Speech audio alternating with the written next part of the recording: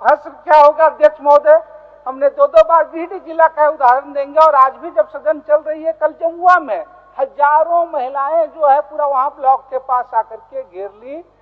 पिछली बार मैंने सवाल किया तो दो डीएसओ पे प्रपत्र का गठित हुए, लेकिन अभी तक कोई कार्रवाई नहीं हुई। अभी 3 दिन पहले जो है एफआईआर भी दर्ज हुआ है, लेकिन वो जो एजेंसियां हैं पूरे गोदाम, डोर स्टेप डिलीवरी और पदाधिकारी वो निलंबित के साथ साथ वो ब्लैक लिस्टेड नहीं होंगे। तो 20 से हम 25 लाख भी करें, लोगों को अनाज सही समय पे नहीं मिलेंगे और गिरिडीह जिला इसका उदाहरण है अध्यक्ष महोदय।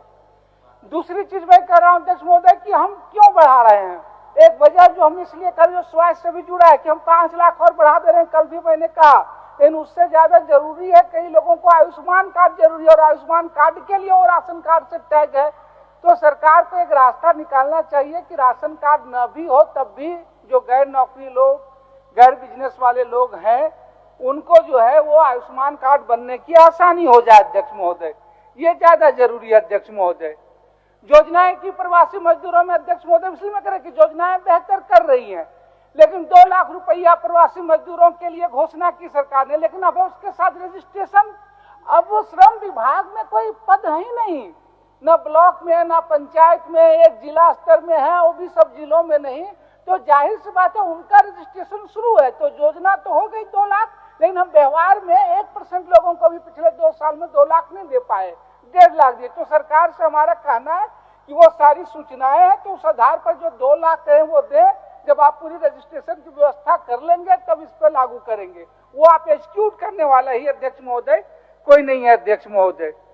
तीसरी चीज मैं कहूंगा अध्यक्ष महोदय कि लगातार नियुक्तियों तो आप ठीक है रेगुलर नहीं हो रही है, तो कम से कम अन्य राज्यों के भांति जेपीएससी की उम्र सीमा भी सरकार को जो है वो 35 से बढ़ा के 40 करना चाहिए। महिलाओं की बारंबार बात हो रही है, इस बजट में बात हो रही है, लेकिन जो महिला आरक्षण सरकारी नियुक्तियों में बात होती है अध्यक्ष महोदय, चाहे थाने में हो, दरोगा में हो, चाहे जेपीएससी में हो, सरकार उस दिशा में कदम बढ़ाए।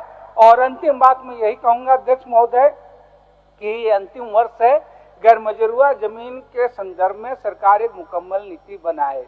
वही जमीन जब सरकार के बनाना होता है तो सरकारी हो जाता है, 2 लोग जब लड़ते हैं तो किसी एक के पक्ष में फैसला हो जाता है। तो ये ज्यादा जरूरी है कि सरकार उस पर नीति बनाए अध्यक्ष महोदय जो व्यवहारिक हो।